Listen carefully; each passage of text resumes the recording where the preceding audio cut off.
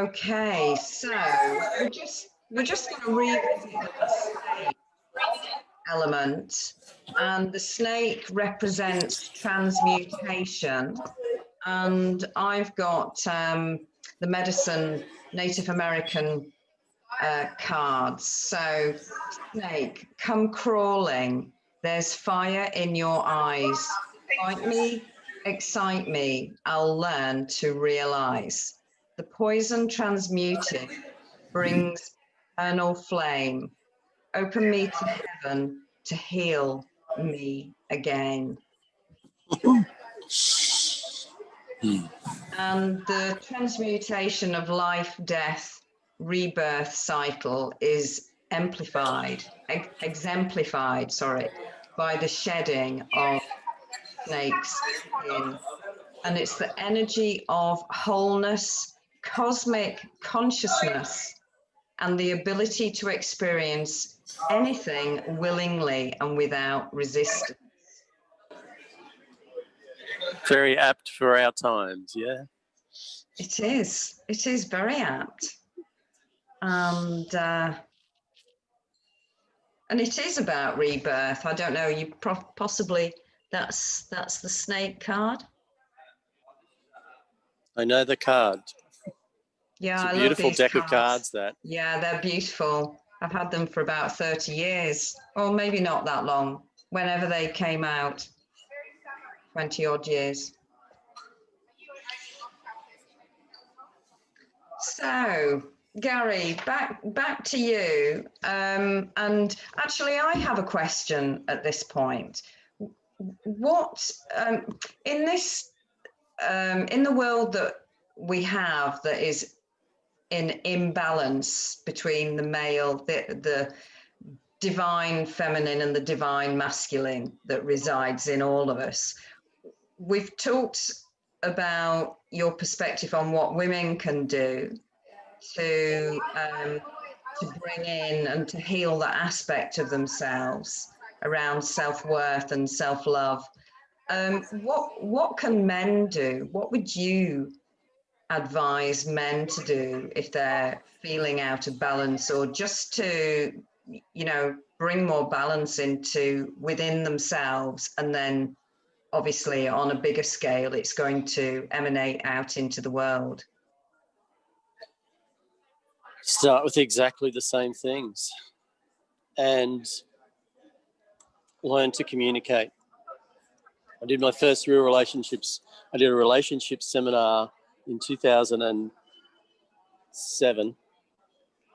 And when I had to write down some emotional stuff, I think I did like 3 dot points with maybe 2 words in each one. That's where I was. And I'm far beyond that now. I'm being able to express who I am and how I feel and what's going on for me and connecting to my body and connecting to my emotions and my mind and my spirit and my soul and everything else, and connecting to people. And it's hard work. It's a challenge. It's not easy, because if it was easy, we'd all have done it. But it's about ourselves, and it's the most rewarding thing that any man, woman, child, or any human will ever do, is to go in and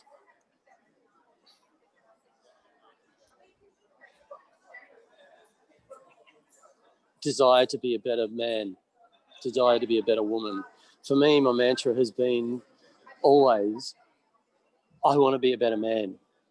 And this is more important than the first bit, I am willing to do whatever it takes. And the thing that it takes is I need to look at me. I've had to look at myself and my shit behavior and how I manipulate and how I do this and how I do that. And I've had to look at all of that stuff and really see it and own it and get in touch with it and go, fuck, I actually don't want to do that. I've been to sessions where I've been terrified. I've literally walked in to this wonderful woman who was my personal coach for some time, and I was shaking. And I said, I'm terrified right now. I'm absolutely terrified. She said, do you want to do this? And I said, of course I do. I'm just letting you know I'm terrified, because I knew it was going to be so big. And what it was big about was me. I was just looking at myself. Yeah, there's reflections of parents and all the rest of it. And the thing I've learnt is that we all go through, we have stuff about our parents, about how we didn't get loved and how they didn't do this and didn't do that and all the rest of it. And that's all true. However, I've not been waiting for my parents. I've been waiting for me. I've been waiting for this being inside to love my little boy. That's what he's waited for.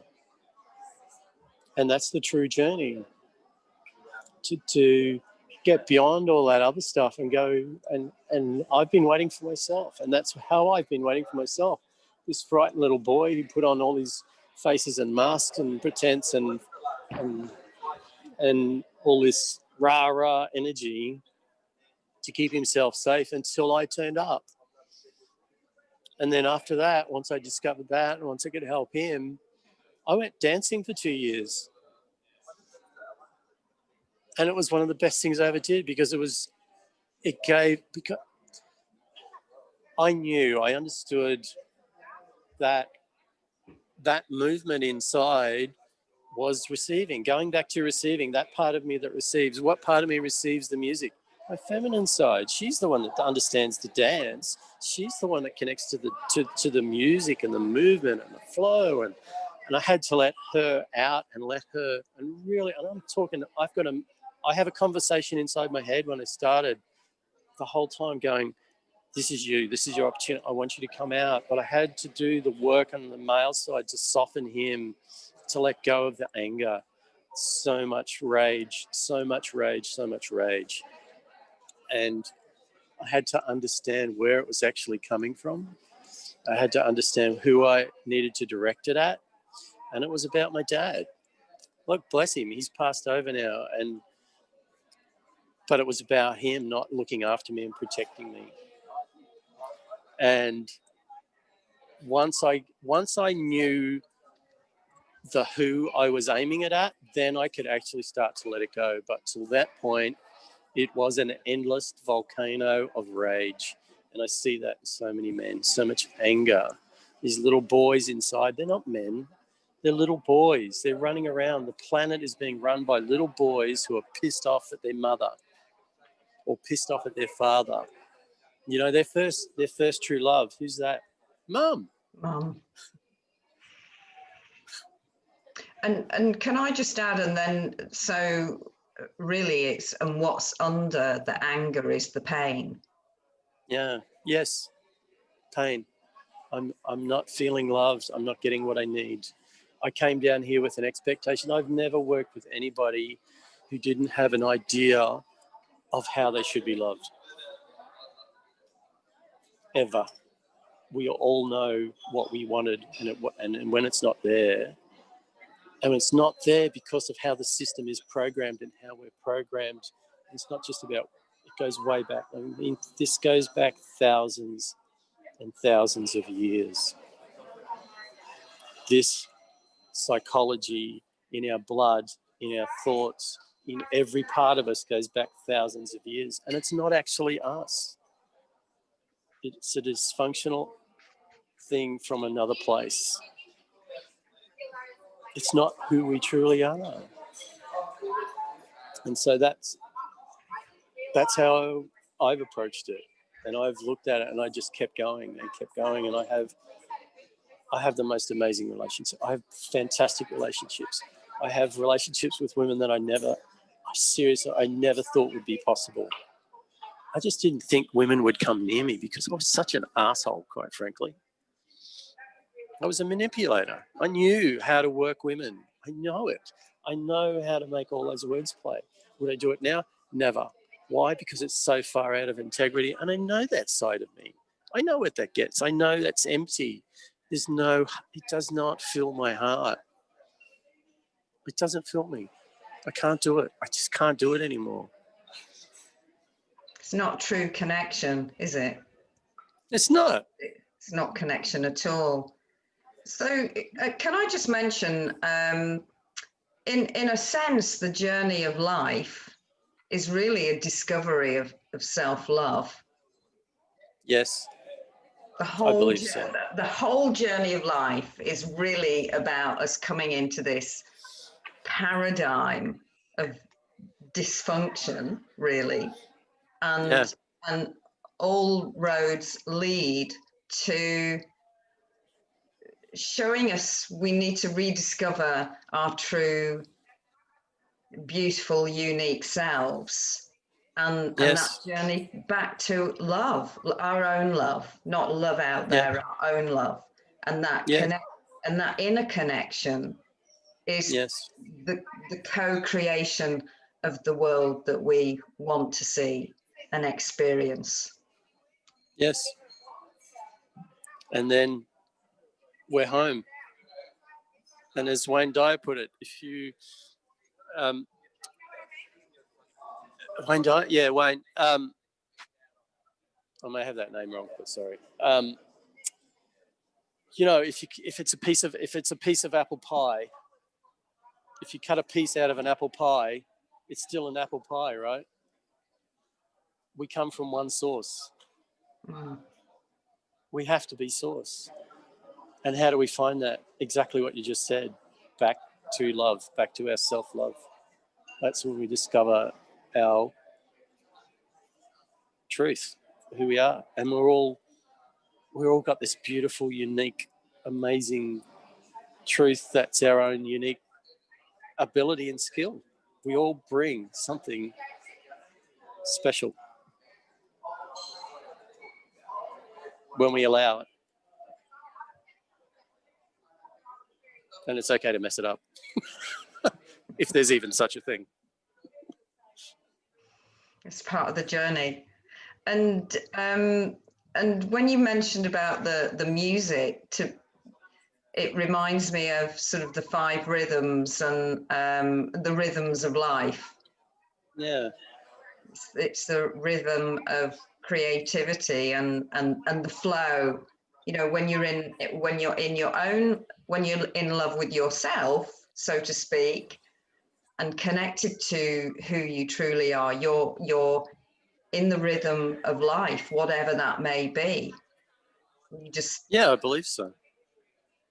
I believe so. But then the other question is, what is love, by the way? In I was fact, just thinking about that. What is that? what actually is that? I read a paragraph from a book that was downloaded by someone and from a collective, and they're saying love isn't what humans think it is. Like, we express it as this thing, but and I kind of have, I know my mind cannot grasp this yet, and it may never, but it's like love is the Lego of the universe. Love is the love is actually what everything is. It's what builds everything and holds it all together. This immense love beyond our current ability to comprehend for most. And I got some friends in Italy. They have, I don't know, what does Italy have? Like 20 words for love, right? And the English language has been dumbed down to one word. One.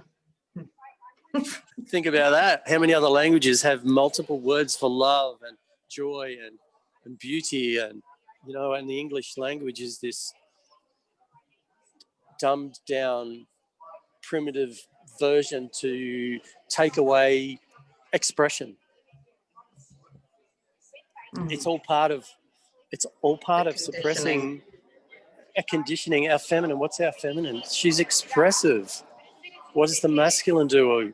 It holds the expression so it can flow in all of its wildness.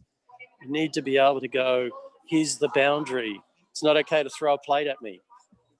However, everything up to that point, that's what you need to do. Okay. But that's the boundary. Don't throw the plate, because that's not okay. But everything up to there, let it run, because that's what that part needs. And if a man can't hold that, the woman's never going to respect him. Ever.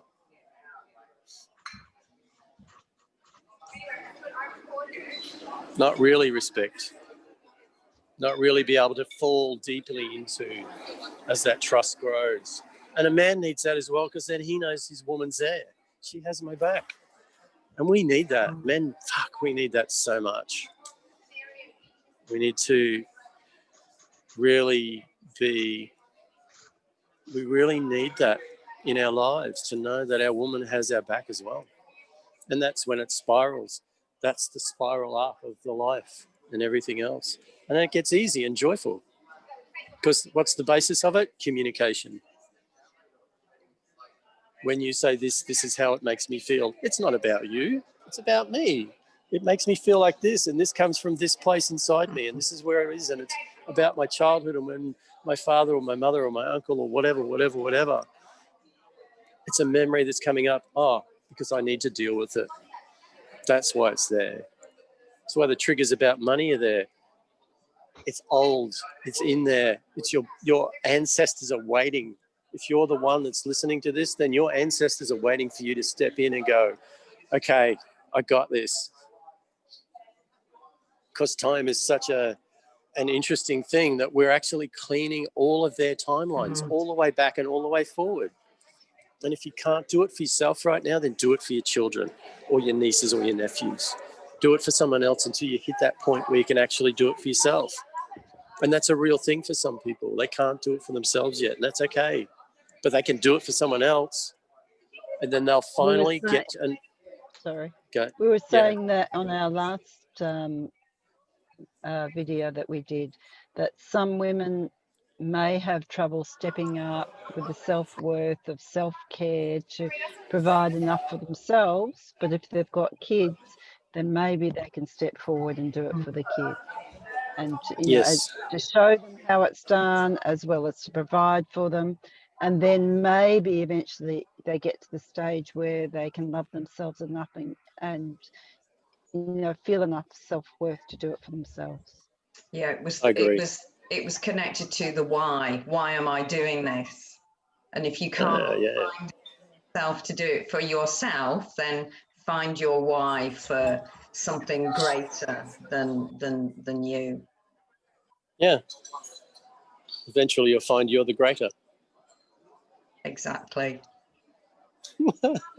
Which is all goes around into, what am I doing? I'm clearing out I think it's all about my parents and how they didn't love me like I wanted to be, and blah, blah, blah, and whatever else. And on all levels, from the most horrid abuse to the ones who go, my life was great. Yeah, okay.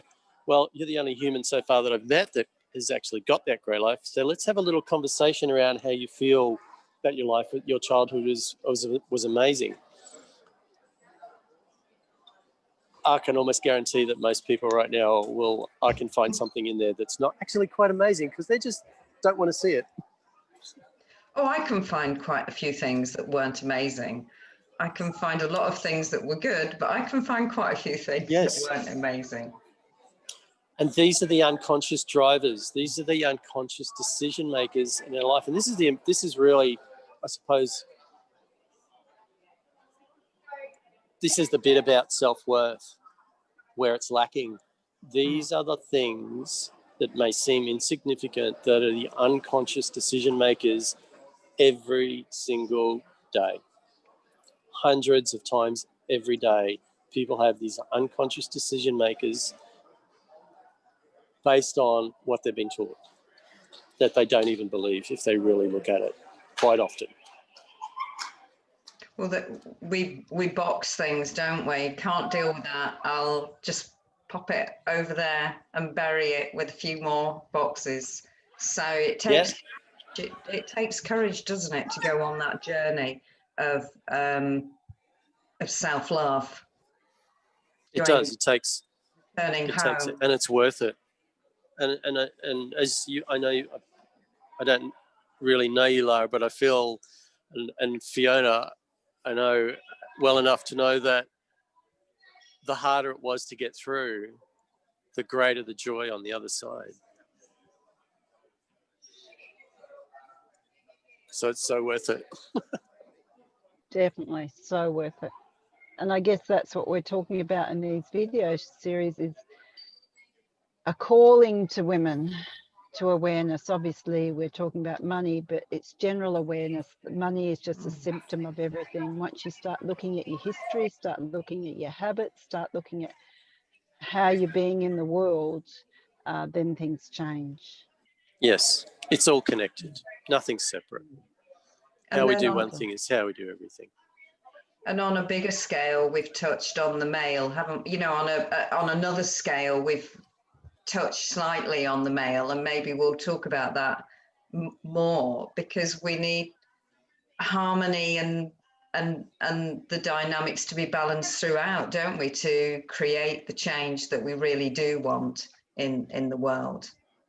Yeah, and women are bringing it through first for the men. And I know there are a lot of men out there shifting and growing and expanding and really being amazing with their kids and their relationships and everything else. I know there's so much more of that happening. Yet it's still, I feel like we're in the parts now of where many other things have been silenced. Loss of a child through pregnancy. All the abuse stuff has all started to come out, but there's so many other things, and these are things that are necessary and okay because they're also things that deeply impact women, deeply impact men. I know of one man who suicided after the second miscarriage because he was completely ignored. His emotional state was completely ignored, and he couldn't deal with it. He didn't know where to go and what to do. And what little attention was given to her. And that is just the state of the current world situation. And that's changing because these things are becoming greater subjects and they're being spoken about, and it's so important because it's so connected to everything, including the self-worth and the shame that women feel. I know women feel it about being a woman. I'm ashamed of being a woman.